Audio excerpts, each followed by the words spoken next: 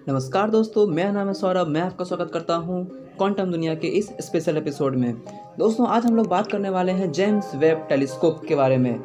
James Webb telescope आज तक का भेजा गया अब तक का हमारे वैज्ञानिकों द्वारा सबसे बड़ा टेलीस्कोप है। जेम्स वेब स्पेस टेलीस्कोप एक प्रकार की इंफ्रारेड अंतरिक्ष वेधशाला या फिर टेलीस्कोप है। यह हबल स्पेस के बाद वैज्ञानिकों द्वारा बनाया गया आधुनिक पीढ़ी का सबसे बड़ा टेलीस्कोप है। इसे 25 दिसंबर 2021 को एरियन रॉकेट के द्वारा अर्थ के ऑर्बिट में छोड़ा गया था। इस टेलीस्कोप का मुख्य कार्य ब्रह्मांड में स्थित बहुत दूर किसी ऑब्जेक्ट को ऑब्जर्व करना है। इसकी सहायता से हम एस्ट्रोनॉमी और कॉस्मोलॉजी को इन्वेस्टिगेट करने के लिए कई रास्ते खोल सकते हैं। ऐसा नहीं है कि हम ऐसा सिर्फ कर सकते हैं, बल्कि हम ऐसा कर रहे हैं। सॉरी गाइस, मुझे वीडियो लाने में बहुत ज़्यादा देरी हो गई, पर इस टेलीस्कोप ने एक ही साल के समय में काफ़ी कुछ खोज लिया है और फिलहाल ये तो अभी शुरुआत है।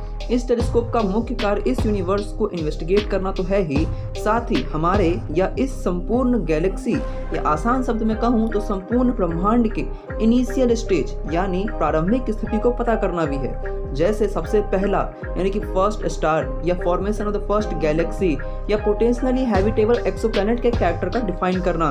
इसको मैं अगर और आसान शब्दों में कहूँ तो इस टेलीस्कोप का मुख्य काम है ब्रह्मांड की शुरुआत को देखना। अब आपके दिमाग में सवाल आएगा कि आखिर कोई टेलीस्कोप जो किसी दूर की वस्तु को देखने के लिए इस्तेमाल में होता है, उससे हम समय में पीछे कैसे देख सकते हैं? तो इसका जवाब है कि कोई भी समान टेलीस्कोप दूर बिंदु से आते लाइट को कैप्चर करके उसे तब तक एम्पलीफाई करते हैं जब तक वो ह्यूमंस आई के द्वारा देखने योग्य नहीं हो जाते। पर जेम्स वेब टेलीस्कोप लाइट को नहीं बल्कि इंफ्रारेड रेज को कैप्चर करते हैं, क्योंकि इंफ्रारेड की फ्रीक्वेंसी या फिर वेवलेंथ लाइट से कहीं अधिक होती है, जिस कारण यह किसी सामान्य पार्टिकल से टकराकर स्कैटर्ड होने के बजाय उस पार्टिकल के आर पार यानी कि पास हो जाते हैं। इसी वजह से लाइट के मुकाबले इंफ्रारेड रेज लीस्ट स्कैटर्ड होते हैं। दोस्तों, ऐसा नहीं है कि कलर सिर्फ वही 7 हैं जो कि हमें दिखाई देते हैं, ये और भी होते हैं, जैसे कि UV rays, alpha rays, gamma rays, infrared rays, और इसी बीच में एक 7 कलर की वेवलेंथ होती है, जिसको हम विवग्योर violet, indigo, yellow, orange, red ये भी कहते हैं, जिसमें से रेड कलर की वेवलेंथ काफ़ी अधिक होती है। इसीलिए आपको सुबह के टाइम, शाम के टाइम सूरज से लाल रंग की रोशनी देखने को मिलती है, जिस कारण से हमें हमारा आसमान नीला रंग का दिखाई देता है। तो फिलहाल उस टॉपिक में अभी नहीं जाऊँगा, तो हमें बस इतना बताना है कि कुछ वेवलेंथ ऐसी होती हैं जो हम आंखों से देख सकते हैं, जिसको हम विजिबल लाइट कहते हैं, और कुछ वेवलेंथ वाली किरणें ऐसी होती हैं जिनको हम आंखों से नहीं देख सकते। इनको देखने के लिए हमें स्पेशल कैमरों की जरूरत पड़ती है या फिर कुछ ऐसे सेंसर्स की, जो सेंसर आज के टाइम में जेम्स वेब टेलीस्कोप में फिट किए हुए हैं। तो इन्हीं सब कारणों की वजह से लाइट के मुकाबले इंफ्रारेड रेज लीस्ट स्कैटर्ड होते हैं और लाइट से भी ज़्यादा डिस्टेंस ट्रैवल करते हैं। बिना अपने डेटा को नष्ट किए हुए ये काफ़ी दूर तक लाइट ट्रैवल कर सकते हैं या फिर इंफ्रारेड्स ट्रैवल कर सकते हैं। इन इंफ्रारेड्स की मदद से हम पता लगा सकते हैं कि बिग बैंग के बाद सबसे पहला गैलेक्सी कैसे बना होगा, या सबसे पहले सोलर सिस्टम का फॉर्मेशन कैसे हुआ होगा, किस प्रकार सबसे पहले हैबिटेबल जोन में आए किसी प्लेनेट पर लाइफ फॉर्म हुआ होगा। यह सब हम इस टेलीस्कोप की सहायता से पता लगा सकते हैं। इतना ही नहीं दोस्तों, इससे हम ये भी पता लगा सकते हैं कि आखिर कौन से प्लेनेट पर सबसे फर्स्ट टाइम लाइफ फॉर्म हुआ होगा या लाइफ फॉर्म होने वाले कंडीशन उत्पन्न हुए होंगे। इससे हम एलियंस के बारे में भी काफ़ी कुछ पता लगा सकते हैं, और यही कारण है कि हम इससे समय में पीछे देख सकते हैं। अब आपको हबल या किसी सामान्य रेडियो टेलीस्कोप के लिए हुए फोटो और जेम्स वेब टेलीस्कोप से लिए हुए फोटो के बीच में अंतर दिखाता हूँ। तो अब आप अपने स्क्रीन पर लेफ्ट साइड में हबल के द्वारा ली हुई एक तस्वीर देख पा रहे होंगे, और वही तस्वीर जेम्स वेब टेलीस्कोप के द्वारा भी ली गई है जो आपके राइट साइड में है।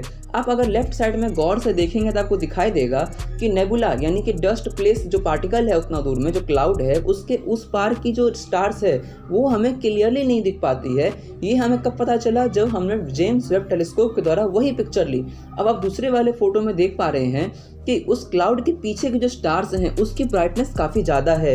इसका मतलब ये हुआ कि यहाँ पर हमने लाइट के द्वारा उस इमेज को कैप्चर नहीं किया, हमने इंफ्रारेड की सहायता से उस इमेज को कैप्चर किया, और इंफ्रारेड रेज इन पार्टिकल से स्कैटर्ड नहीं होते, ये इनके आर पार होकर हम तक पहुँच पाते हैं, जिस कारण से जो वेब टेलीस्कोप है इनके इमेज में काफ़ी ज़्यादा डिटेलिंग होती है। इससे हमें काफ़ी कुछ जानने में हेल्प होता है।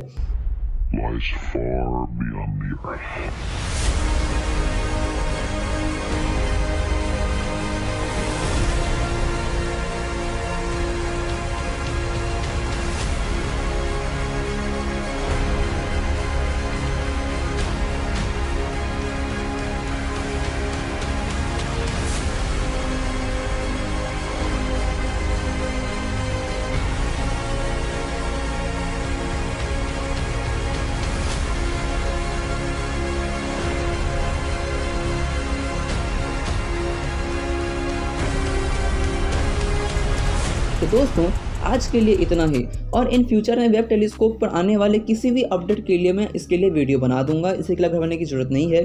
तो दोस्तों काफ़ी समय बाद इस चैनल पर बैक वीडियो आई है और अब यह कंटिन्यू रहेगा, इसीलिए चैनल को सब्सक्राइब कर लें और साइंस से जुड़े हुए और नए नए अमेजिंग टॉपिक के लिए आप मुझे कमेंट करें, मैं उसके ऊपर वीडियो बना के लाऊंगा। और जल्द ही इसके ऊपर नेक्स्ट वीडियो आने वाली है, तो बेल नोटिफिकेशन को ऑन करना ना भूलिएगा। सब्सक्राइब कर लीजिए, वीडियो को अच्छा लगा तो लाइक कीजिए, शेयर कीजिए फ्रेंड्स अपने के साथ। मैं मिलता हूँ नेक्स्ट वीडियो में, तब तक के लिए जय हिंद।